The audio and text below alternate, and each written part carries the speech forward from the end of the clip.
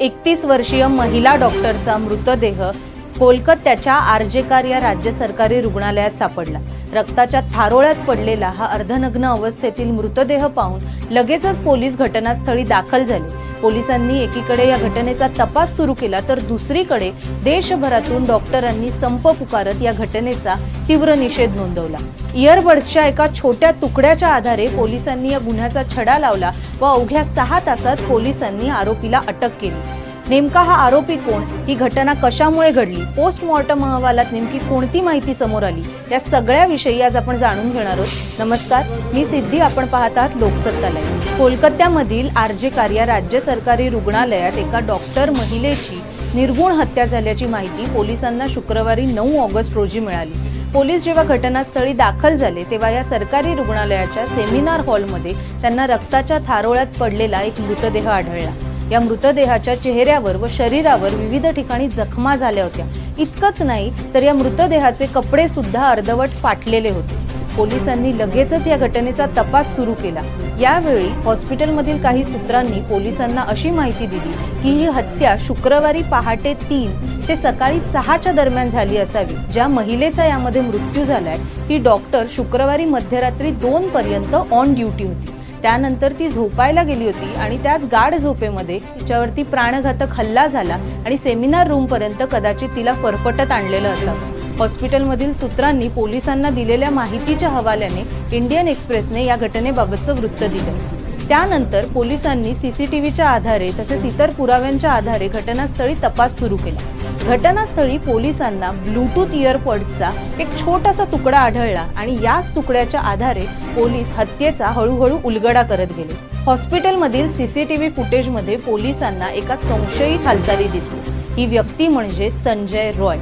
संजय रॉय हा मुळात हॉस्पिटलमध्ये कार्यरत नव्हता, संस्थेबाहेरील होता, मात्र काही ना काही कारणाने त्याचं सतत हॉस्पिटलमध्ये येणं जाणं होतं। त्यामुळे हॉस्पिटलमधील विविध विभागांविषयी, खोल्यांविषयी या संजय रॉयला विशेषतः माहिती होती। पोलिसांनी संजय रॉयला ताब्यात घेऊन लगेचच त्याची सुद्धा चौकशी सुरू केली। खुनाचा व बलात्काराचा आरोप असलेला हा संजय रॉय नेमका कोण आहे हे आता आपण जाणून घेऊया। पोलीस सूत्रांच्या हवाल्याने इंडियन एक्सप्रेसने दिलेल्या माहितीनुसार संजय रॉय हा एक सामाजिक कार्यकर्ता म्हणजेच स्वयंसेवक आहे। हा स्वयंसेवक कंत्राटी कर्मचारी स्वरूपाचं काम करतो, म्हणजेच सणासुदीच्या दिवसांमध्ये पोलिसांना व्यवस्थापनासाठी मदत करणं किंवा अनधिकृत वाहनांची पार्किंग जी आहे तिथून हटवणं किंवा वाहतूक पोलिसांना वाहतुकाच्या नियमनासाठी मदत करणं, या पद्धतीची कामं हा संजय रॉय करतो। पोलिसांनी जेव्हा संजय रॉयच्या कुटुंबियांशी संपर्क साधला तेव्हा त्याच्या एका बहिणीने पोलिसांना असं सांगितलं की संजय हा मद्यपी आहे आणि तो रोज मद्यपान करतो। त्याचा मागील काही काळात त्याच्या कुटुंबाशी कोणताही संपर्क आला नव्हता। या 2 बहिणीच त्यांच्या आईचा सांभाळ करायच्या। इतकंच नाही तर संजयला ही सरकारी नोकरी कशी मिळाली याविषयी सुद्धा या बहिणींना माहिती नसल्याचं पोलिसांनी सांगितलं। आता आपण शवविच्छेदन अहवालात नेमकी कोणती माहिती समोर आली हे जाणून घेऊया। टाइम्स ऑफ इंडियाने दिलेल्या माहितीनुसार शवविच्छेदन अहवालातून काही ठळक मुद्दे स्पष्ट झाले। एक म्हणजे आरोपीने मृत तरुणीचा म्हणजेच मृत डॉक्टरचा गळा आवळून तिची हत्या केली असावी। जसे की गळा आवळल्याने या तरुणीचा मृत्यू झाला असावा। तरुणी किंचाळू नये म्हणून तिचं तोंड आणि घसा हा सतत दाबला गेला असावा, ज्यामुळे तिच्या गळ्यातील हाडांना सुद्धा दुखापत झाली होती। मृत डॉक्टरच्या चेहऱ्यावर, डोळ्यावर व शरीराच्या विविध भागांवरती ओरखडे होते। तिच्या गुप्तांगांसह शरीरावरील अनेक जखमांमधून रक्तस्राव देखील होत होता।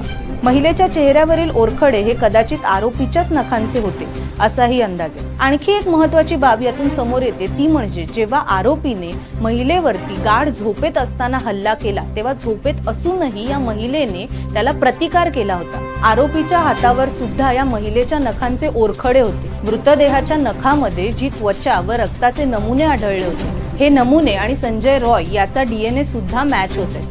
यामुळे संजय रॉय हा या घटनेतील मुख्य सूत्रधार आहे असा संशय दाट आहे। दरम्यान या घटनेनंतर रुग्णालयातील कर्मचाऱ्यांशिवाय पश्चिम बंगाल तसंच संपूर्ण देशभरातील डॉक्टरांमध्ये आक्रोश पाहायला मिळतो। शनिवारी वैद्यकीय महाविद्यालयातील कर्मचाऱ्यांनी सुद्धा या घटनेच्या विरुद्ध आंदोलन केलं होतं। दरम्यान या घटनेनंतर शुक्रवारी संध्याकाळी आरजीकर सरकारी रुग्णालय व महाविद्यालयाचे प्राचार्य संदीप घोष यांनी आपल्या पदाचा राजीनामा दिला होता। माझी मुद्दाम सोशल मीडियावर बदनामी केली जाते, मुलांना माझ्या विरुद्ध भडकवलं जातं, ज्या डॉक्टर तरुणीचा मृत्यू झाला ती मला मुलीसारखी होती, त्यामुळे पालक या नात्याने मी माझ्या पदाचा त्याग करतोय। आरोपींना लवकरात लवकर पकडण्यात यावं व त्यांना शिक्षा मिळावी अशी माझीही इच्छा आहे, असं म्हणत प्राचार्य संदीप घोष यांनी आपलं पद त्यागलं होतं। प्राचार्यांच्या या भूमिकेचं कौतुक होणार इतक्यातच कलकत्ता नॅशनल मेडिकल कॉलेजच्या प्राचार्यपदी घोष यांची पुन्हा नियुक्ती झाली होती। त्यामुळेच घोष यांच्यावर सुद्धा या प्रकरणामध्ये सध्या टीका होते।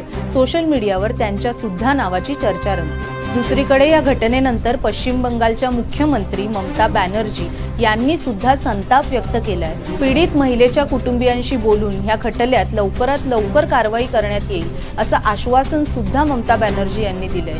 तसंच डॉक्टरांमधून उफाळून आलेला राग व त्यांच्या मागण्या ह्या देखील रास्तय। खटला हा लवकरच जलद गती न्यायालयात चालवण्यात येईल असे निर्देश सुद्धा ममता बॅनर्जी यांनी दिले। इंडियन एक्सप्रेसच्या वृत्तानुसार पोलिसांनी आरोपी संजय रॉयला अलीकडेच न्यायालयासमोर हजर केलं होतं।